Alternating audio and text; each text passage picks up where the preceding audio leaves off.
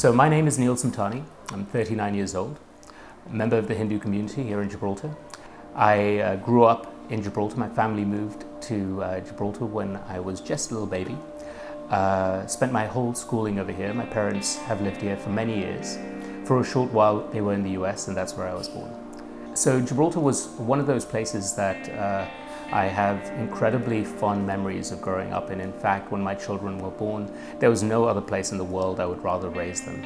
I remember being able to run around town, living in a small community. We were very close to our neighbors. We were very close to our family and friends, and that meant the world to me. It meant that we could grow up in a place that felt safe, secure. It meant that we could grow up in a place where I wasn't just raised by my parents, I was raised by the community. So my career started when I was about 23. I'd just completed my master's in management at the University of Bath. I moved to London to be closer to my girlfriend, my wife now, and I started working for a small technology firm.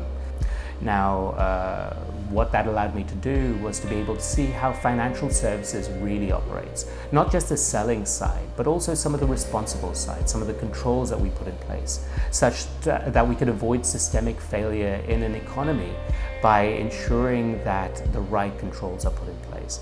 Now, what I noticed through this process was that banks in particular had to apply controls. It was like walking a tightrope. You have to have the ability to sell, you have to have the ability to go out and develop your economy and your business, but you have to have the right controls and governance in place such that you can do so sustainably. I think that was a very important takeaway for me early in my career. My career moved on, so after that I ended up moving to the US. I went to work in New York, first for Wachovia Bank in Charlotte, North Carolina, and then later at JP Morgan Chase in New York. That was around about the time that the financial meltdown took place, the credit crunch.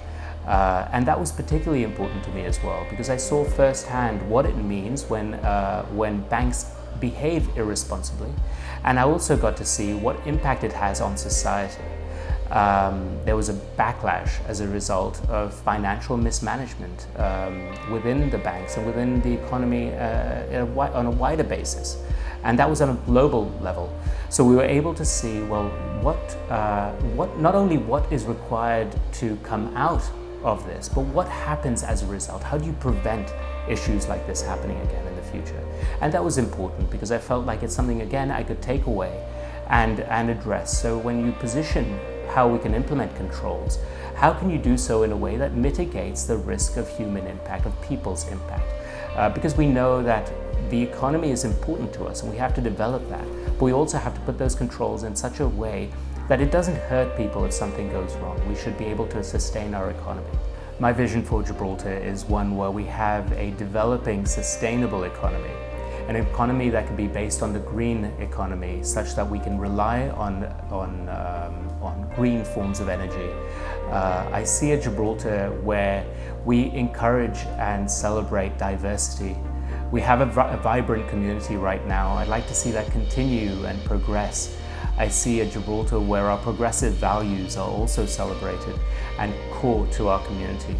I see a Gibraltar where we have a greater degree of transparency in our internal affairs, and a Gibraltar that is innovative and celebrates innovation. A Gibraltar where we have a university that welcomes people from all over the world to build up our pipeline of an educated workforce. I see that as fundamental for us to be able to attract new business to Gibraltar. And I'd like to see us nurture and develop local business, both through the investment in our retail sector, but also to attract businesses that are in the technology sector, businesses that look to innovation to develop.